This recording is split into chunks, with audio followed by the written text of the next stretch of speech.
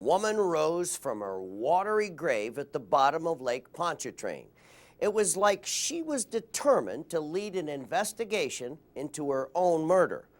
But before cops could find her killer, they had to find out who she was.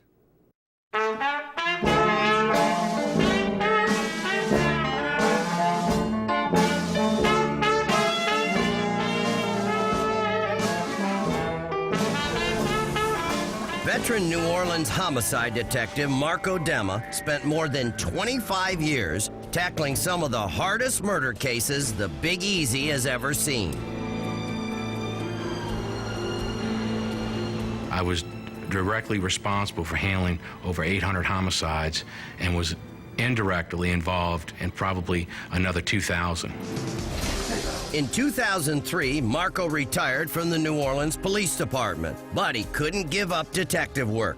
He quickly took another challenging role, investigating cold cases for the St. Tammany Parish Sheriff's Office. One morning, Marco was beginning to choose which case to work on, when one case chose him, Lake Pontchartrain Jane Doe. Here's what happened. Marco received an alert from the National Crime Information Center showing a possible match between the 1986 Jane Doe and a missing girl from Elyria, Ohio, named Lisa Sexton. You got a case that's been sitting dormant for essentially, 17 years. And then suddenly, someone calls you, or you get a notification, your excitement button goes off. Marco quickly dug into the Lake Pontchartrain Jane Doe file, hoping to extract whatever clues he could about her brutal murder. And here's what he found. We believe that possibly the bag that was placed over her head is what was used to kill her. This person, I feel certain, knew the victim. The fact that she was pregnant, suggests that possibly this could be a boyfriend or husband. Why is this ring missing? Could it have been someone's name inscribed on the inside of the ring? Could it have been a date inscribed inside the ring? I think the ring is another identifying point. There are bilateral silicone breast implants removed, which are 200 cc's in volume each. There are no identifiable markings or serial numbers indicated on these implants, period. The more Marco studied this horrible crime, the more he believed the victim could be Ohio's Lisa Sexton. Her age and physical characteristics, height, weight, and hair color, seemed like a perfect match to the lady in the lake. If Marco could positively ID the victim, he knew he'd be one step closer to finding her killer. So he contacted the Elyria, Ohio PD to see what evidence they had that could possibly ID as Jane Doe as their Lisa. Great, so you have the DNA of the mother and also the dental records? What I got a girl in a plot. At that point, what I knew is we had a person in a grave, and essentially that was it.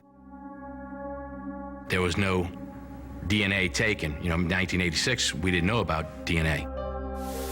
Marco knew that the only way he was going to find out if his Jane Doe was the missing girl from Ohio was to obtain her DNA.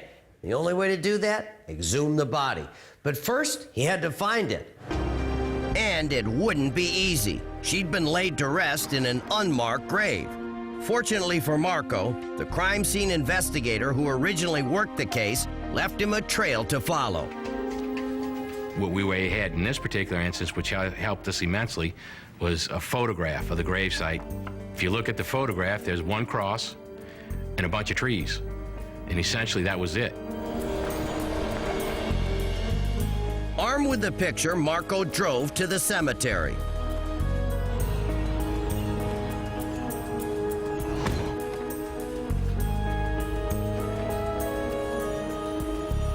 There were probably 100 crosses. When I saw all those crosses, for a brief second, I knew I was in trouble. There were trees in the background of where this cross was, and some electrical support lines for some telephone poles near the cemetery. Marco used the old photo matched against the new landscape and amazingly pinpointed exactly where she was buried.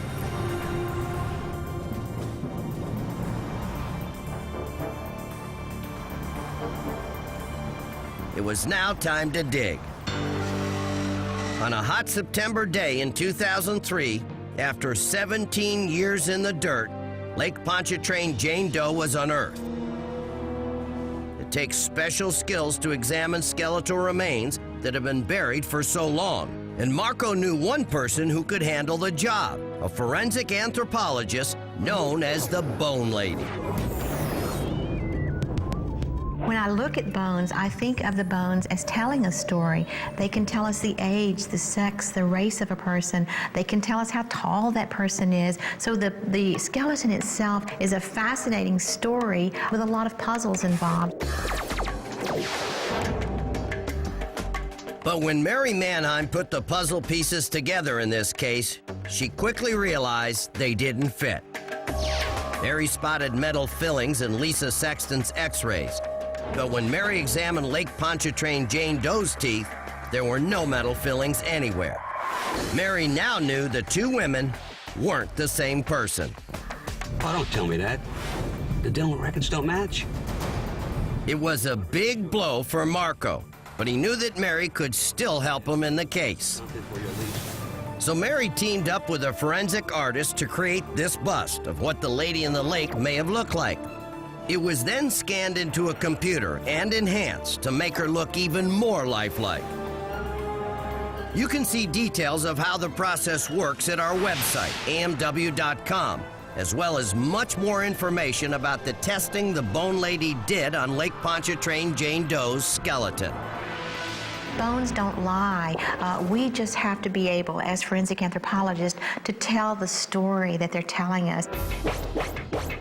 And Jane Doe's bones told Mary a new story about who she was, a story filled with fascinating new clues. Now, what did you learn when you were working on this lady? We learned some amazing things, John. Looking at old autopsy photos, there's some suggestion that she may have had some reconstructive work done on her nose. We aren't certain about that because the photos are so old.